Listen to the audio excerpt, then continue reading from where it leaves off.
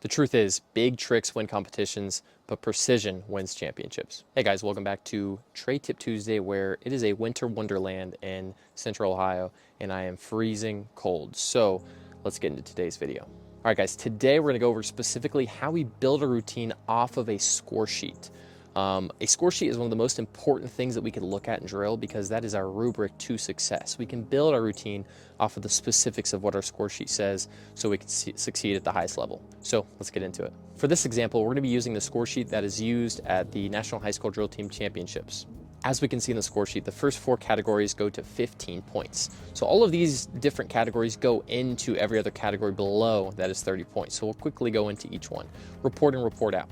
How solid is your report in and report out? When I'm making a report in and report out, I think of precision and first impression. The judge is going to judge me based off of my first impression, the first few things I do. I want their first impression of me to be precision based. Cadet appearance, bare minimum, best looking uniform. Spend time on your uniform. Be intentional about how you prepare with your uniform. Showmanship, that's the overall wow factor of the routine, which we'll get into later in the lower categories. Overall impression. Overall impression, just like I said with showmanship, very same concept. All of those categories below go into your overall impression. Now the second half. All of these, as you can tell, go to 30 points. So these are huge. These are specific to the routine.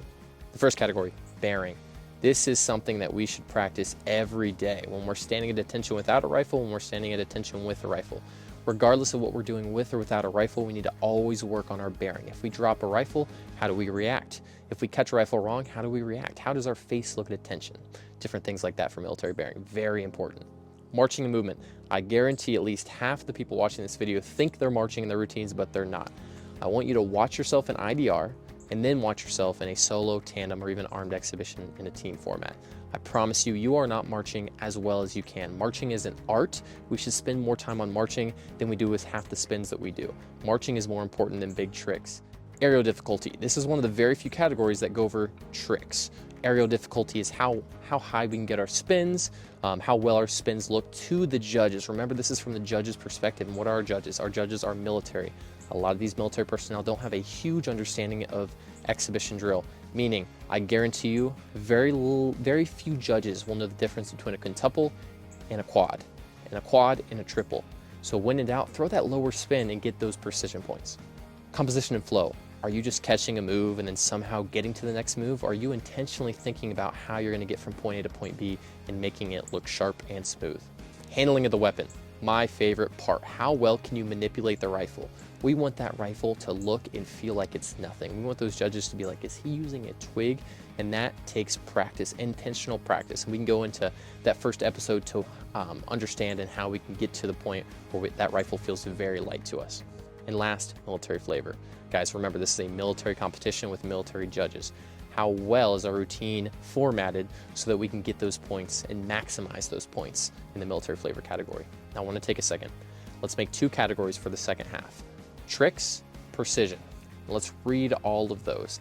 The only 2 trick categories are movement difficulty and aerial difficulty. Everything else would fall under precision. What does that mean? Currently in the drill landscape, people are throwing the biggest tricks and they look so cool. But what is the reality?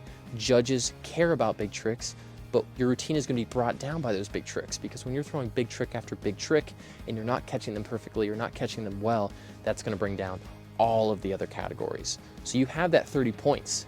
A lot of drillers are trying to get 60 points. You can't get over 30 points. So worry about getting your 30 points and maximizing every other category and spend a lot more time on those other categories. Alrighty guys, that'll do it for this Trey Tip Tuesday. Thank you guys for watching. I am freezing cold. We will see you next week.